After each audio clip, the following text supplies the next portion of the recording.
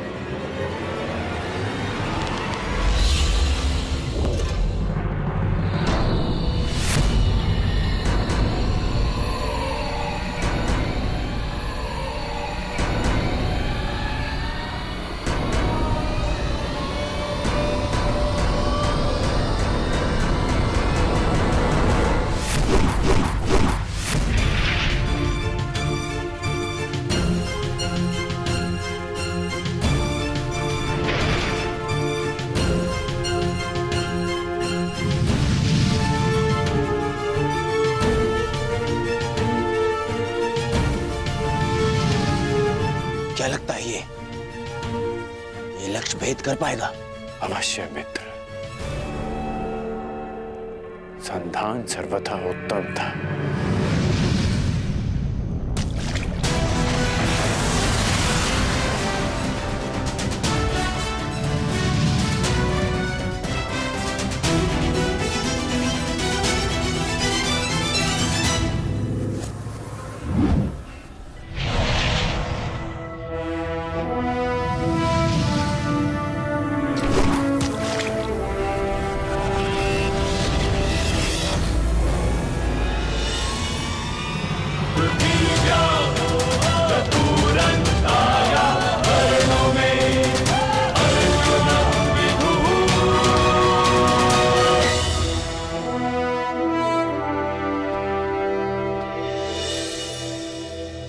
अब अपने वर का चयन तुम्हारे हाथों में है सखी। क्या तुम इस युवक का चयन करोगी?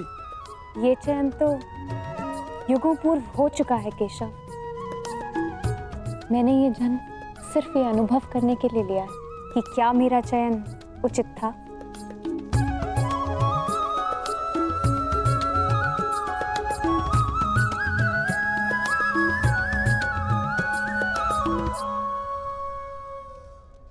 एक साधारण ब्राह्मण ने लक्ष्य भेद कर कैसे लिया? जो तुम्हारे सामने खड़ा है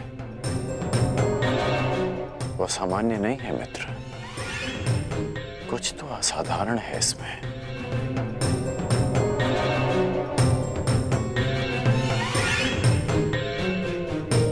जो मैं अनुभव कर रहा हूं वो असंभव से भी परे है।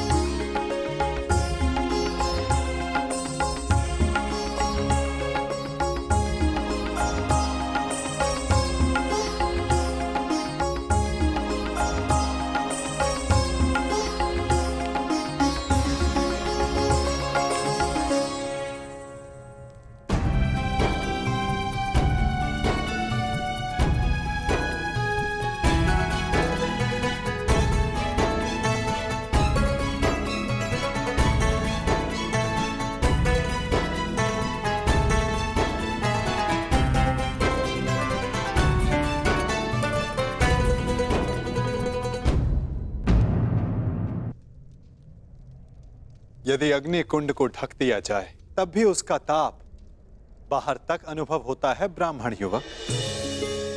तुम्हारे भीतर की योद्धा की अग्नि को ब्राह्मण वेश रोक ना सका। और अग्नि तो पुनीता होती है। जब तक तुम्हारे जीवन का उद्देश्य पूर्ण ना हो जाए तुम्हें भस्म कैसे कर सकती है?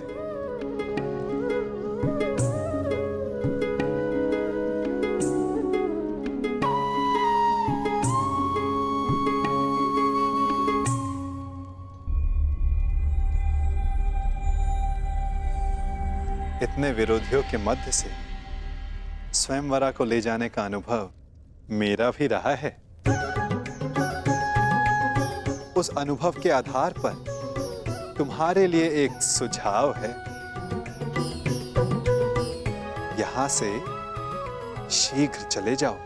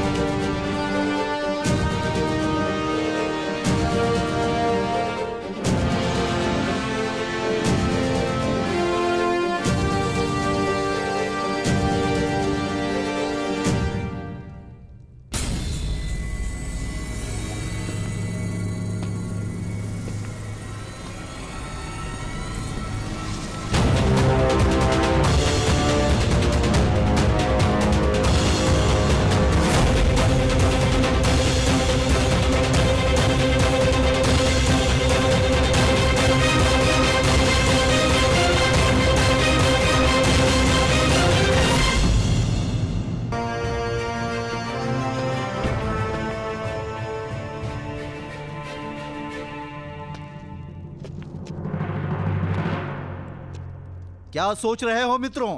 क्या मुख लेके जाओगे अपने प्रजाजनों के सम्मुख जब वो पूछेंगे कि स्वयंवर में क्या हुआ? तो ये गाथा बताओगे कि हम महाबली एक धनुष तक ना उठा सके और हमारी नाक के नीचे से भिक्षा पे जीवन व्यतीत करने वाला एक ब्राह्मण पांचाली को लेके चला गया। अगर पांचाली हमारी न हुई तो किसी की नहीं होगी। हम उस ब्राह्मण का वध कर देंगे। मुझे अनुभव हो रहा है कि शीघ्र ही यहाँ कुछ अशुभ घटित होने वाला है। अशुभ तो घटित हो चुका है मित्र। एक साधारण ब्राह्मण हम क्षत्रियों के माथे पे कलंक लगा गया और मैं ऐसा नहीं होने दे सकता, कदापि नहीं। मित्र, कुछ अनुचित मत कर बैठना। स्मरण रहे कि इस ब्राह्मण युवक ने परीक्षा में सफल होकर द्रौपदी का वर्ण किया। कैसे भूल जाऊं अपना अपमान, हस्तिनापुर का अपमान, तुम्हारा अपमान। चलो क्षत्रिय वीरों, हो तो अपने माथे का कलंक। चलो।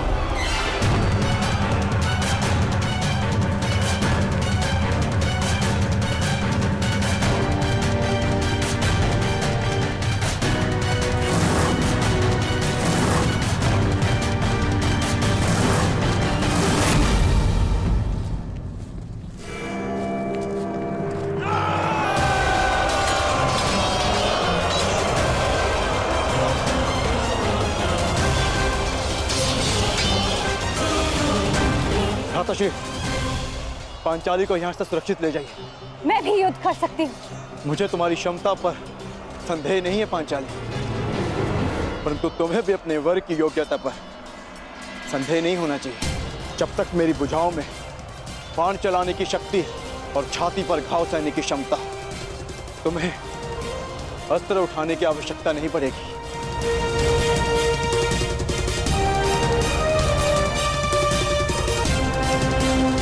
अंगराज, नियति सबको दूसरा अवसर नहीं देती, परंतु तुम्हें दूसरा अवसर मिला है। चयन करने में भूल मत कर बैठना।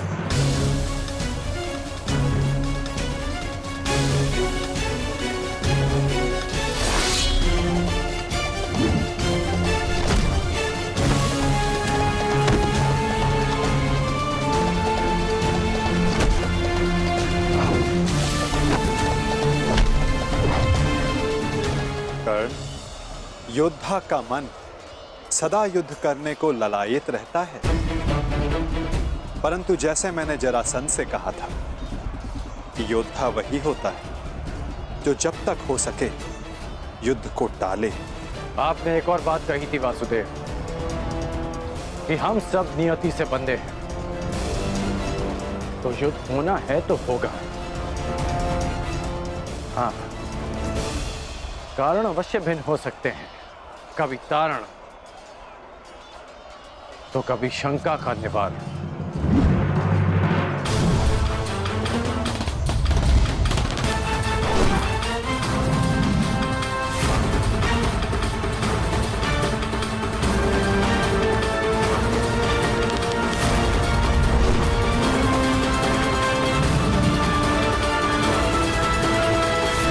कैसी शंका अंगराज?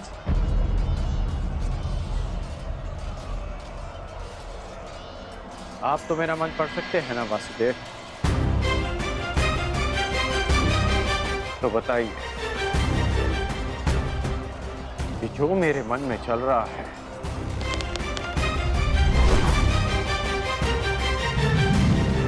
क्या वो सत्य है? सत्य तो कुछ भी हो सकता है अंगराज, बस उसे सिद्ध करने के लिए प्रमाण की आवश्यकता होती है, और तुम्हारे शंका का निवारण केवल एक ही मार्ग है। तो प्रमाण के लिए ही युद्ध होगा। जिस प्रकार हर मनुष्य एक दूसरे से भिन्न होता है, उसी प्रकार हर धनुर्धारी के बाणों की चाल भी एक दूसरे से भिन्न होती है। हम सब नियति से बंधे, युद्ध होना है तो होगा। हाँ, कारण अवश्य भिन्न हो सकता है, कभी तारण, कभी शंका का निवारण।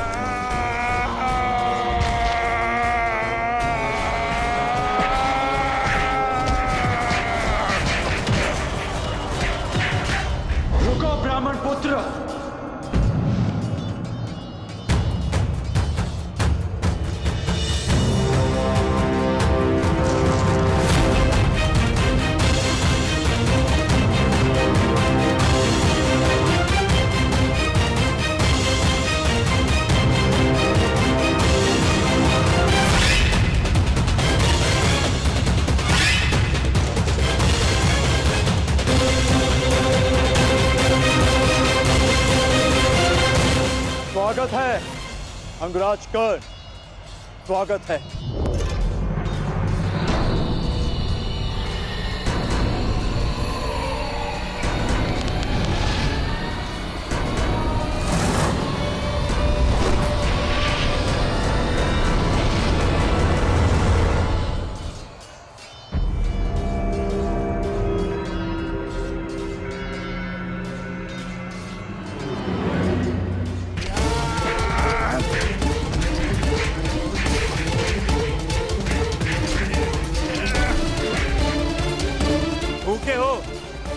के हो ब्राह्मण? अब ये वृक्ष उखाड़ रहे। अरे हाँ, तुम्हें देखकर मुझे एक मूर्ख का स्मरण होता है। वो भी भोजन के लिए सदैव व्याकुल रहता था। अरे महाकाय ब्राह्मण, बालों को पर क्यों प्रहार कर रहे? आओ, मुझ पर प्रहार कर। आओ। इससे अवसर की तुम्हें कब से प्रतीक्षा कर रहा था।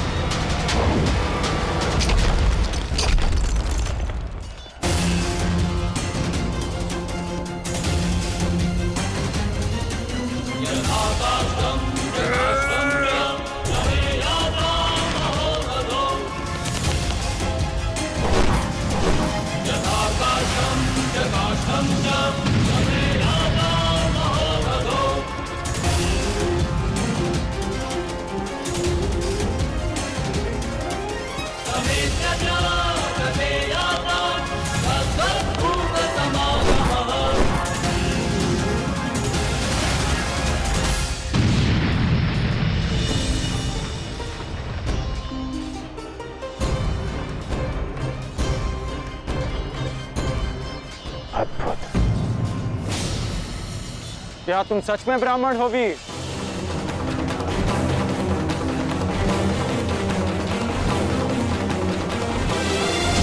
ब्राह्मण हो वीर? सोच लो, कभी कभी असत्य वचन का बहुत भारी मूल्य चुकाना पड़ सकता है। अंगराज, युद्ध में वाणी से नहीं, धनुष से काम लो, अन्यथा यही तुम्हारे अंतिम शब्द सिद्ध होंगे।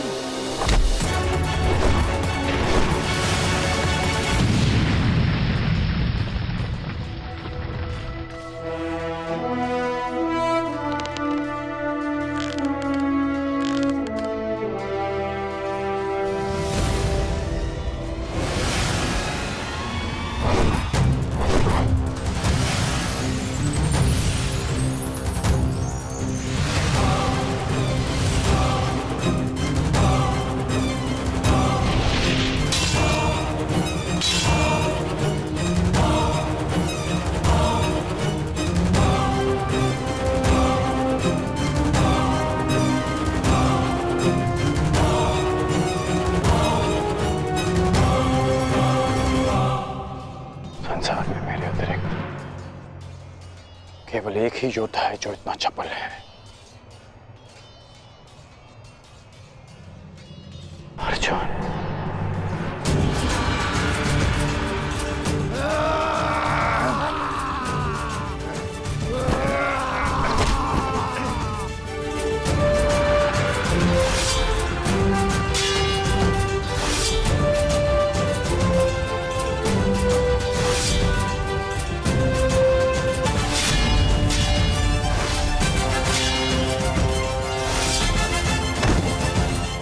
लाक्षागृह से जीवित बच निकले।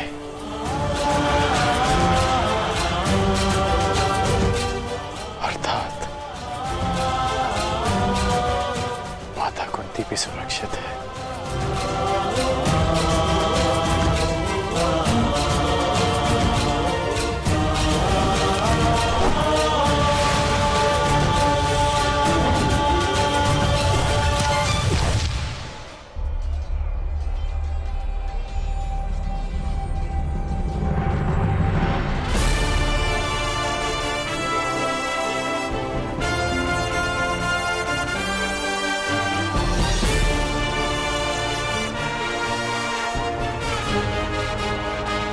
मैं समझ गया हूं कि तुम एक महान योद्धा हो ब्राह्मण, और मैं ये भी जानता हूं कि तुम्हें इस युद्ध की आकांक्षा स्वयंवर में विजय की आकांक्षा से भी कहीं अधिक है। और आकांक्षा मेरी भी यही है कि ऐसे ही एक वीर से अपना अधूरा द्वंद पूर्ण करूं। परंतु वो अधूरा द्वंद युद्ध भूमि में पूर्ण होगा, किसी अभिमानी के स्वयंवर में नहीं। लंका का निवारण हो गया, अब इस युद्ध का कोई कारण शेष नहीं। मैं तुम्हारे उज्जवल भविष्य की कामना करते हुए इस युद्ध को यहीं समाप्त करता हूं। जाओ ब्राह्मण पुत्र, तुम्हारी माता तुम्हारी प्रतीक्षा कर रही हूं।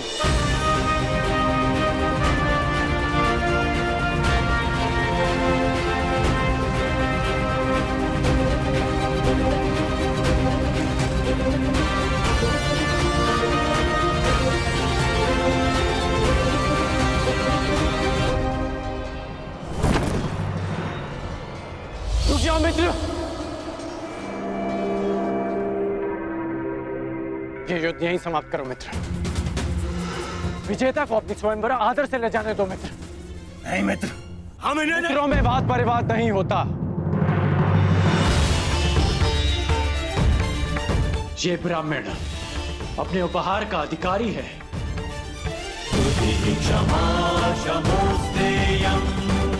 जाने दो इसे।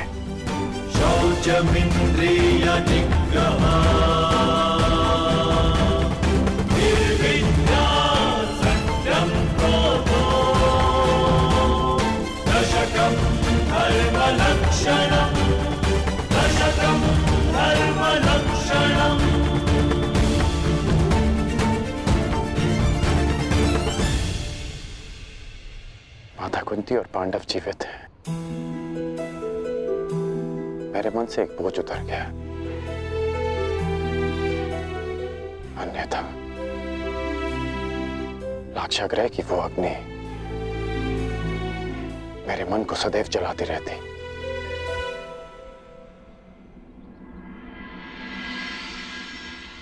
इसलिए आप पांडवों की मृत्यु की सूचना से व्यथित नहीं थे, क्योंकि आपको सब कुछ ज्ञात था। यदि ज्ञात ना भी होता तो भी व्यथित होने का कोई कारण नहीं था कर्ण। अब तो सत्य स्वीकारिए केशव। अब समझ आया आपका वो कथन कि एक खेल प्रारंभ होने जा रहा है, वो खेल जिसका मैं भी एक पात्र हूं। अब समझ में आया कि आपने मुझे स्वयंवर में भाग ना लेने की मंत्रणा क्यों दी। अब समझ आया कि कर्म की हुंकार भरने वाले कृष्ण उस समय क्यों मौन रहे, जब जन्म के कारण हरी सभा में मेरा उपहास उड़ाया गया।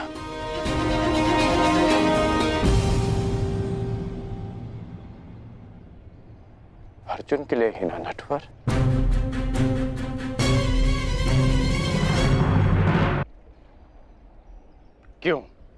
क्यों किया आपने ऐसा? केवल अर्जुन को स्वयंवर में जिताने के लिए? इसलिए आपने ऐसी परीक्षा रखी जो अर्जुन के पक्ष में हो, ताकि वो पांचाली का भंग कर सके। अर्जुन के लिए इतना झुकाव क्यों? उसके लिए मेरा अपमान क्यों? इतना बड़ा खेल क्यों? इतना पक्षपात क्यों? क्यों वासुदेव? क्या तुम ये कह रहे हो कि मैं पक्षपाती हूं मित्र? क्यों? क्या आप नहीं हैं? नहीं कर। मैं अर्जुन के उतना ही पक्ष में हूं जितना तुम्हारे पक्ष में। सत्य कहूं तो मैं सबके पक्ष में हूं और किसी के पक्ष में भी नहीं। ये तो कर्ता पर निर्भर करता है कि वो कौन सा पक्ष चुनता है मित्र। आप कुछ भी कहें, परंतु मुझे ज्ञात है कि ये खेल आप ही ने रचा है। ठीक है, यदि तुम ऐसा मानते हो तो क्या ये नहीं जानना चाहोगे कि मैंने ये सब कैसे किया? नहीं, मैं केवल ये जानना चाहूंगा कि आपने ये क्यों किया। प्रश्न बड़ा विकट है कर्ण। यदि विस्तार से इसका उत्तर दिया तो सुनने में तुम्हारा जीवन छोटा पड़ जाएगा, परंतु तुम्हारे शंका के निवारण के लिए मैं इसे संक्षिप्त में बताता हूं।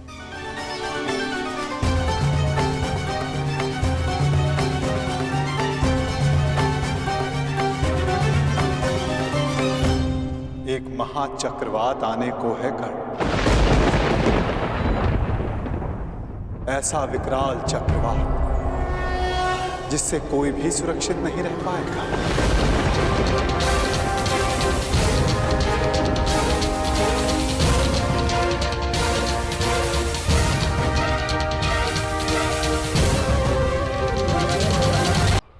एक महाचक्रवात आने को है कर्ण, ऐसा विकराल चक्रवात जिससे कोई भी सुरक्षित नहीं रह पाएगा। और मैंने ये सब इसलिए किया ताकि सब इसे सहने के लिए, इसका सामना करने के लिए तैयार हो सके।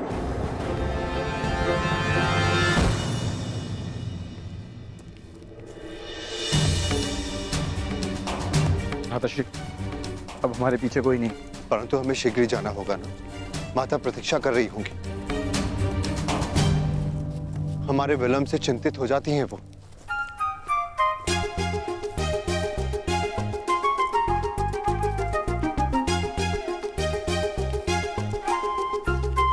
एक क्षण रुकिए आर्यपुत्र। सूर्यास्त हो चला है, आप तीनों ब्राह्मण संध्या बंधन नहीं करेंगे?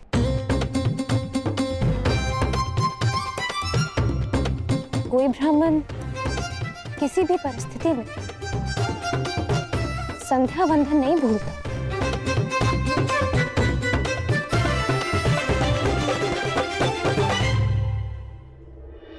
अपना परिचय दीजिए आर्यपुत्र, आपका गोत्र, आपका पंथ, आपका नाम क्या है? आपकी पत्नी जानना चाहती है धनुर्धारी।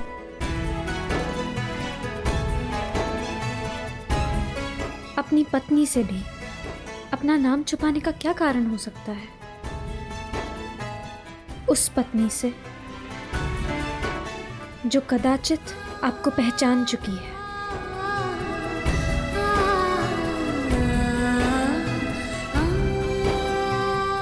एक पत्नी होने के नाते आपका नाम लेना नीति सम्मत नहीं, परंतु आपकी आज्ञा हो तो क्या मैं आपका संभावित नाम ले सकती हूँ?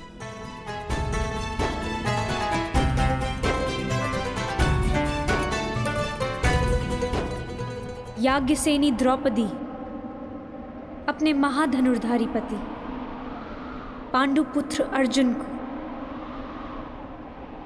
प्रणाम करती है।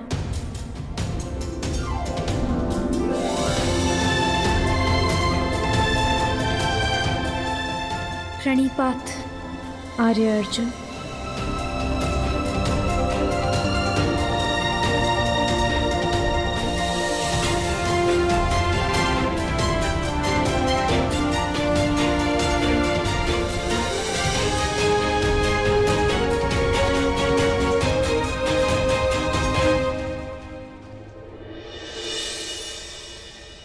तो आप उस भीषण चक्रवात के लिए सबको तैयार कर रहे हैं? सबको, एक पाषाण को भी और एक पंख को भी। शीघ्र हस्तिनापुर लौट जाओ कर और तैयार रहो, चूंकि नियति की जो आंधी आने वाली है वो पाषाण और पंख में अंतर नहीं करेगी कर्ण।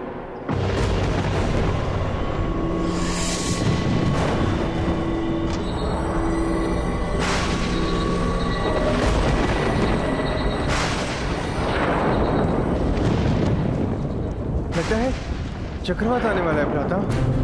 चिंता मत करो नकुल, हम समय पर घर पहुंच जाएंगे। परंतु माता से कहेंगे क्या? कहना क्या है? उन्हें चकित कर देंगे।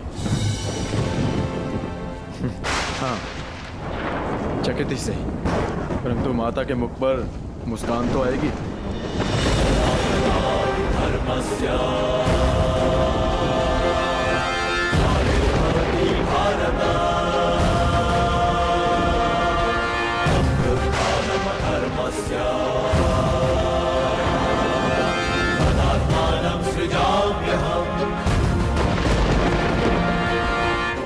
ऐसे भीषण चक्रवात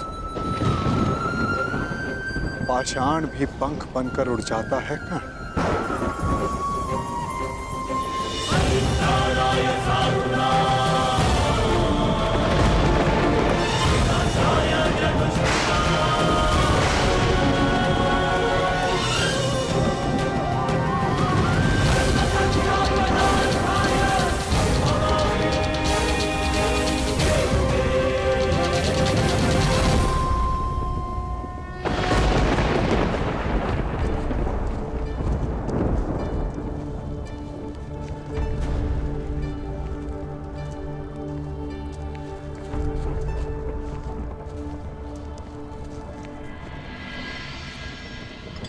माता देखिए, आज हमने भिक्षा में क्या प्राप्त किया है।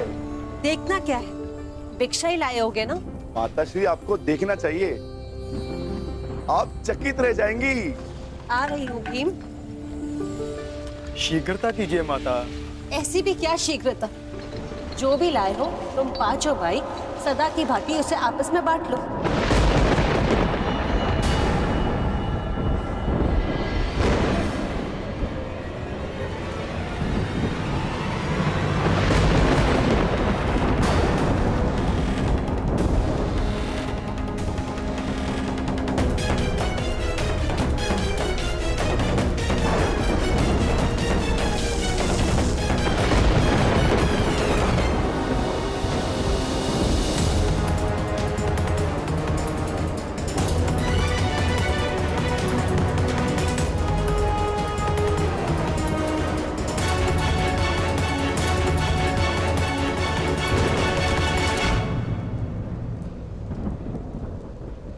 आपने क्या अनर्थ कर दिया माता श्री। पुत्र, मैंने जो कहा भूलवश कहा।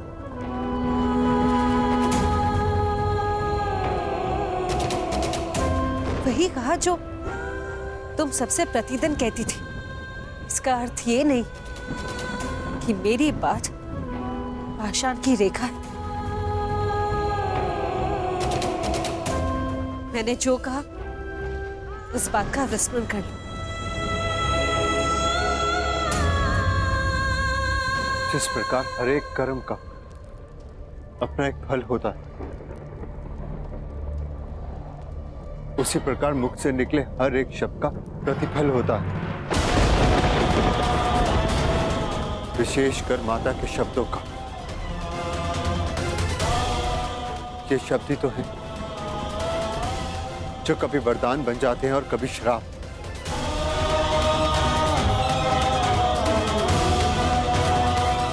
माता का वाग्दान, माता की आज्ञा है जो ना तो कभी भुलाया जा सकता है और ना लौटाया जा सकता है।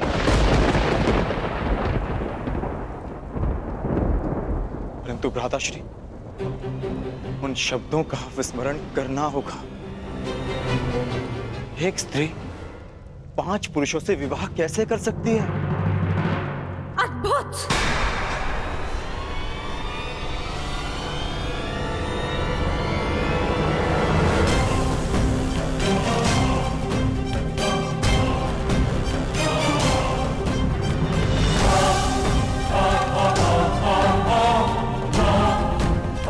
मुझे लगा था कि ये 5 वीर माता के वचनों को उपहास समझकर टाल देंगे, परंतु उस बात पर हंसना तो दूर, एक मुस्कान तक नहीं है किसी के मुख पर।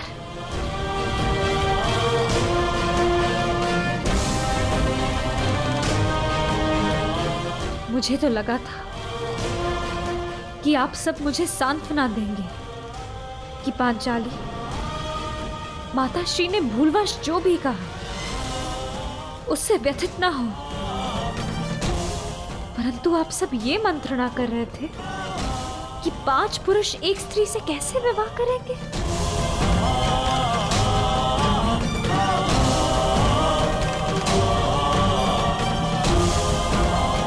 जिस स्त्री की लाज, उसका जीवन इन शब्दों ने दांव पर लगा दिया, उसकी तनिक भी चिंता नहीं किसी को। स्त्री को भिक्षा की रोटी समझ लिया आप सबने।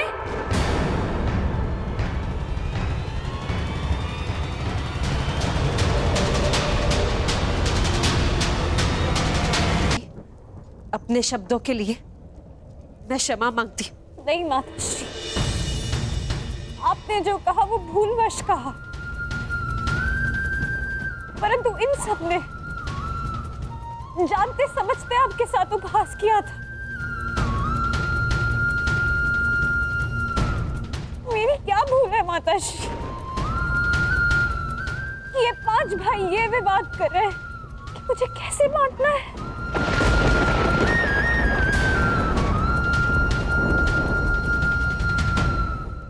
आपने मुझे स्वयंवर में वरा है आर्य अर्जुन, महाधनुष पर प्रत्यंचा चढ़ाकर असंभव लक्ष्य को भेद कर आपने अपनी वीरता तो सिद्ध कर दी, परंतु अपना उत्तरदायित्व नहीं समझा। जिसके बाणों ने आर्यव्रत के समस्त वीरों के बाण काट दिए, वो अपनी माता के वचनों को क्यों नहीं काट सका?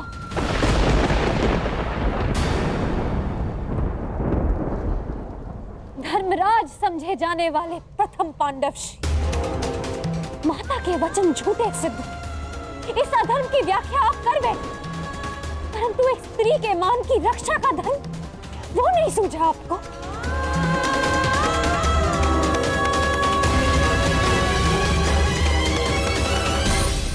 एक परिणीता विवाह के पश्चात जब अपने ससुराल आती है तो उसकी केवल एक ही इच्छा होती है कि उसका नया परिवार उसके घर में उसका स्वागत करे।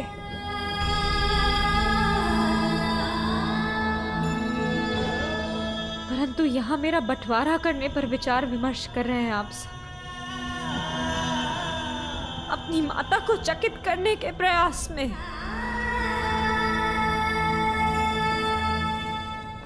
आप सबने मेरा उपहास बना दिया कि अब स्वयं नियति भी मुझ पर हंस रही है।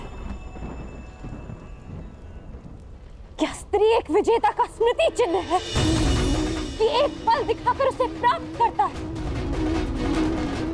एक उसे बांटने को कहता है और फिर शेष उसे बांटने की विधि खोजने लगते हैं।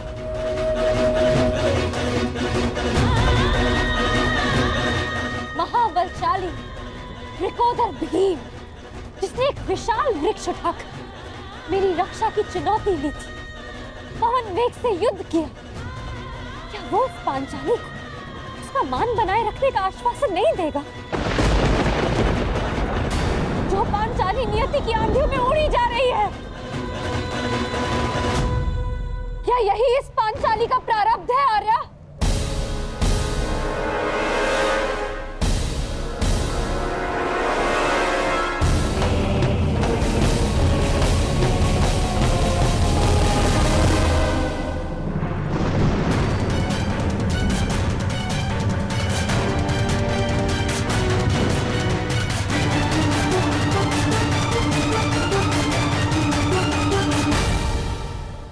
स्वागत है अंगराज कर्ण, स्वागत है। पांचाल से साथ ही निकले थे, यहाँ पहुंचने में बड़ा विलंब कर दिया आपने। मार्ग में कुछ अशुभ घटित हुआ था क्या? नहीं,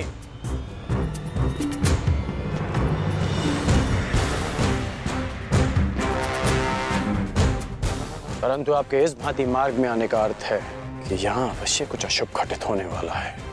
तुम्हारी विलक्षण बुद्धि को देखकर कभी कभी मुझे आश्चर्य होता है कि क्या तुम सचमुच सूत पुत्र ही हो। और एक बात, क्या द्रौपदी का वरण करने वाला वो युवक सचमुच ब्राह्मण पुत्र था अंगराज? है? और प्रश्न तो यह भी उठता है कि अर्जुन जैसे महाधनुर्धर का सामना करने में सक्षम कर्ण ने उस ब्राह्मण से युद्ध क्यों नहीं किया? अर्थात परशुराम शिष्य को पराजय का भय हो ही नहीं सकता। तो उस युद्ध से पीछे हटने का कारण क्या था अंगराज कर्ण? क्योंकि एक सच्चा योद्धा युद्ध नीति का पालन करता है। वो ना कारण किसी से युद्ध करता है और ना किसी का अधिकार छीनता है। उस युवक ने अपने बल और कौशल से वो स्वयंवर जीता है। परंतु ये बात आप कैसे समझ सकते हैं?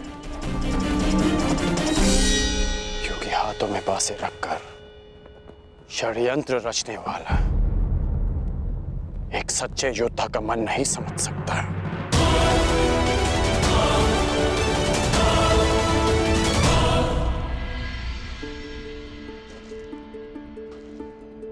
पांचाली,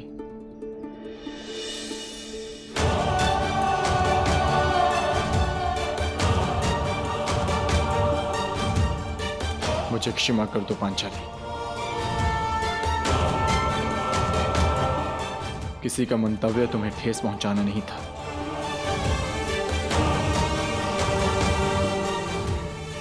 स्त्री का मान ओस की बूंद की भांति होता है आर्य। भूमि पर गिरी और अस्तित्व समाप्त। तुम्हारे अस्तित्व की रक्षा होगी पांचाली। हाँ देवी अग्निसेन, ये सत्य है कि माता के वचन झूठे नहीं हो सकते, परंतु ये भी सत्य है कि नियति को तुम्हारा उपहास नहीं करने दिया जाए। इसलिए दोनों ही नातों में संतुलन बनाए रखने के लिए हम सब ने एक निर्णय लिया। तुम्हारा विवाह अर्जुन से ही होगा, ताकि तुम्हारा मान बना रहे और माता के शब्द झूठे ना हो। इसलिए शेष 4 भाई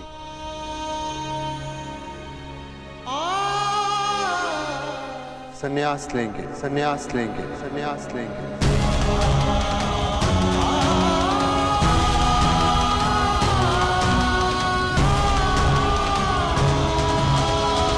संन्यास लेंगे, संन्यास लेंगे। अब 4 वीर संन्यास लेंगे और इतिहास सदैव द्रौपदी को धिक्कारेगा कि पांचाली ने गृह प्रवेश करते ही 5 भाइयों को बांट दी। मुझे समझ नहीं आता कि आप लोग कोई सीधा सा हल क्यों नहीं ढूंढ लेते। माता ने जो कुछ भी भूलवश कहा उसे भूल क्यों नहीं जाते आप लोग? ये संभव नहीं है देवी। माता के शब्दों को काट पाना हमारे वश में नहीं। माता के निवेदन पर भी ये संभव नहीं। माता के शब्दों का स्पष्ट अर्थ था कि हम 5 भाई तुमसे विवाह करें। बस!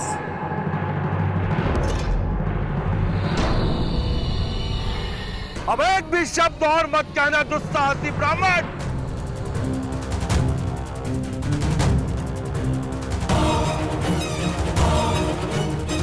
पांचाल नरेश द्रुपद की पुत्री का इतना बड़ा अपमान करने का दुस्साहस कैसे किया तुम सबने?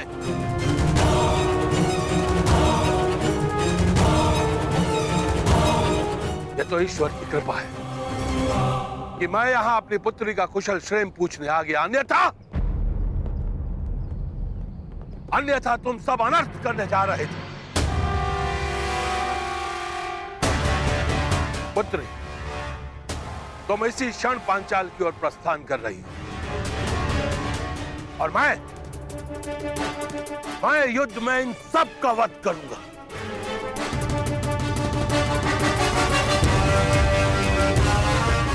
सर्वप्रथम तुम्हारा वध करूंगा।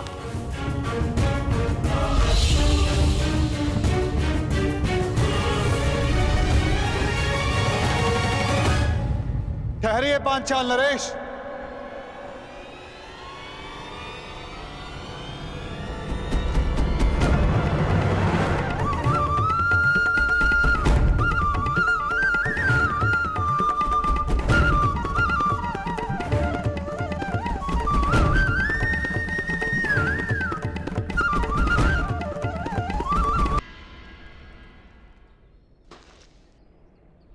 विवेक और धैर्य से काम लीजिए पांचाल नरेश। जिसकी पुत्री का मान और सम्मान दांव पर लगा हो, वो पिता धैर्य और विवेक से कैसे काम ले सकता है वसुदेव? आज आप बीच में नहीं आएंगे वसुदेव। आज पांचाल नरेश द्रुपद पर एक नहीं अपितु 5 ब्रह्म हत्याओं का पाप लगना निश्चित है।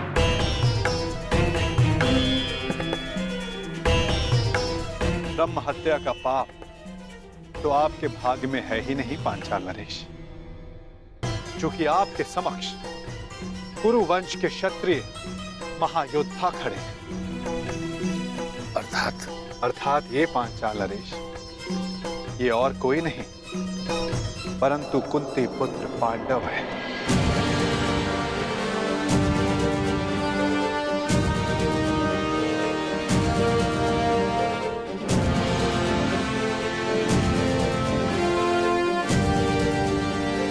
जो सबसे आगे खड़े वो धर्मराज युधिष्ठिर है,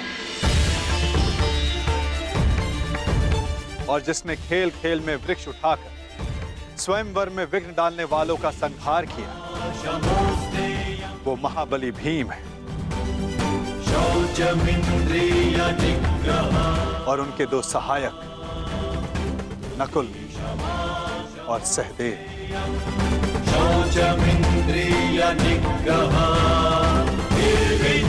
और जिसने असाध्य लक्ष्य भेद कर द्रौपदी को वर, वो वही अर्जुन है पांचाल नरेश, जिसे दमाता के रूप में पाने की आपकी आकांक्षा थी।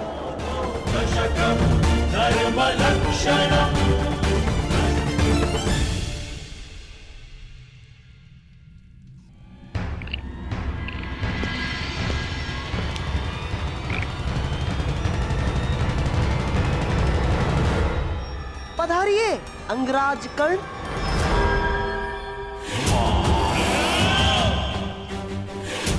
मित्र, तुमने मुझे बुलाया? हाँ। यदि तुम भी यही पूछना चाहते हो कि मैंने उस ब्राह्मण युवक को जाने क्यों,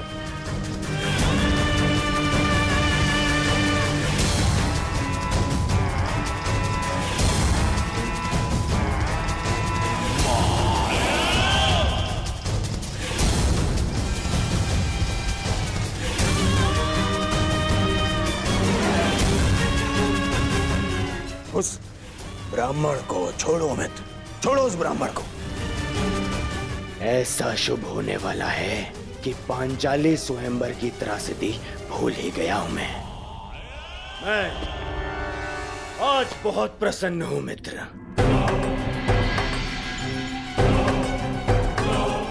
मेरा और तुम्हारा, हम दोनों का स्वप्न पूर्ण होने वाला है। मामाश्री ने ऐसा मार्ग खोजा है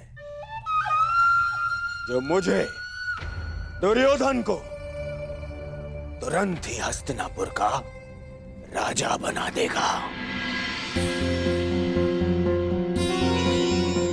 मेरा राज अभिषेक होगा, राज अभिषेक। उसके पश्चात तुम्हारा परिवर्तन का स्वप्न भी पूर्ण हो जाएगा मित्र। हाँ मित्र,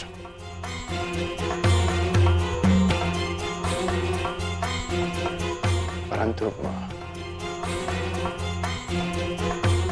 मैं तुम्हें कुछ बताना चाहता हूं कि मेरे होने वाले सम्राट,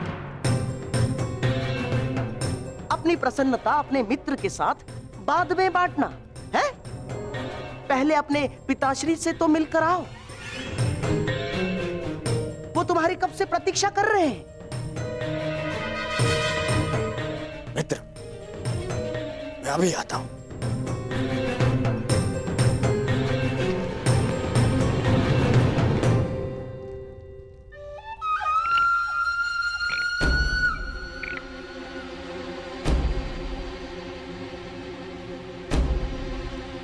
जब तक दुर्योधन लौट आए तब तक चौसर के 2-2 हाथ हो जाए अंगराज कर्ण। आप सदा अकेले खेलते हैं गांधार राज? हाँ, अकेला ही खेलता हूं, क्योंकि जो स्वयं के साथ अकेला खेलता है वो दूसरों को अपने खेल का पासा बनाने में सक्षम होता है। कर्ण, मैं चौसर की नहीं, उस खेल की बात कर रहा हूं जो आप हस्तिनापुर में खेल रहे हैं। खेल तो तुम भी खेल रहे हो अंगराज कर्ण, जिसका प्रारंभ तुमने पांचाल स्वयंवर के युद्ध में कर दिया है? सत्य और निष्ठा से कोई भी मनुष्य अपने लक्ष्य तक नहीं पहुंच सकता कर्ण ना। और तुम ये मत भूलना कि तुम दुर्योधन की किसी भी परिस्थिति में साथ देने की प्रतिज्ञा से बंधे हुए हो कर्ण। क्या कहना चाहते हैं आप? यही कि तुम और मैं, केवल हम दोनों ही जानते हैं कि पांडव अभी जीवित हैं।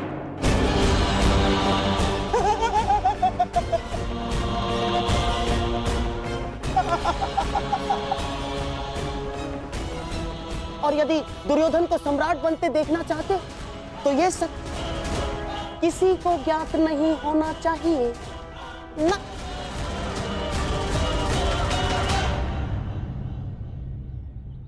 पांचाल नरेश पर ब्रह्म हत्या का दोष नहीं लगेगा, किंतु आप पांचों दोषी।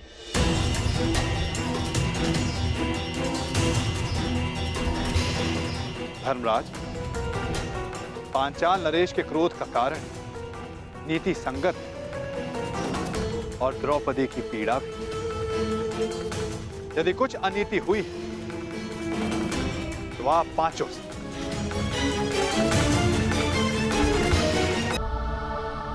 वो जननी है, वो शक्ति है, वो एक कुल का सम्मान है जिसे बांटा नहीं जा सकता। सर्वप्रथम द्रौपदी को भिक्षा बताना सर्वथा अनुचित था।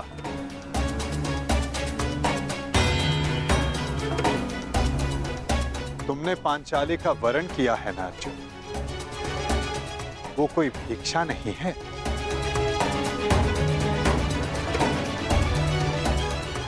श्री वचन सोच समझकर मुख से निकाले जाने चाहिए। अनुचित समय पर निकले अनुचित शब्द ब्रह्मास्त्र से भी अधिक विनाशक सिद्ध होते हैं। माता सदा चाहती है कि उसकी संतान प्रेम से रहे, परंतु बिना परिस्थिति जांचे, बिना परिणाम का आकलन किए कोई निर्णय सुना देना घातक सिद्ध होता है। संतान प्रेम में लिया गया अनुचित निर्णय कभी कभी सृष्टि का चक्र डगमगा देता है बुआ श्री।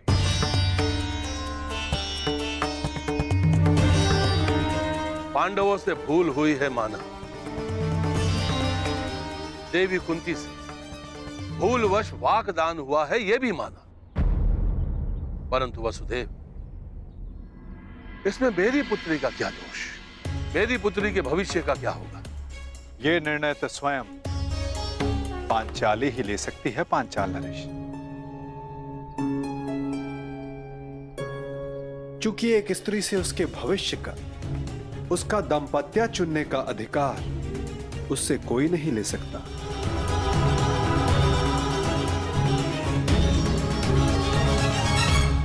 मुझे तुमसे सहानुभूति है सखी, परंतु ये निर्णय तुम्हें स्वयं ही लेना होगा।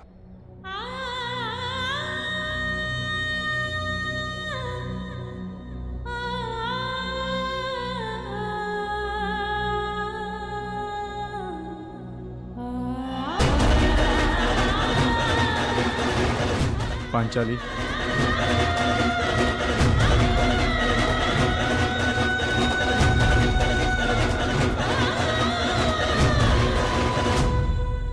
मुझे विश्वास है कर्ण कि तुम ना अपनी प्रतिज्ञा तोड़ोगे और ना ही दुर्योधन का स्वप्न। पूर्ण विश्वास। तुम कुछ कह रहे थे योद्धा की रणनीति के विषय में। एक सच्चा योद्धा युद्ध नीति का पालन करता है। वो ना कारण किसी से युद्ध करता है और ना किसी का अधिकार छीनता है। परंतु ये बात आप कैसे समझ सकते हैं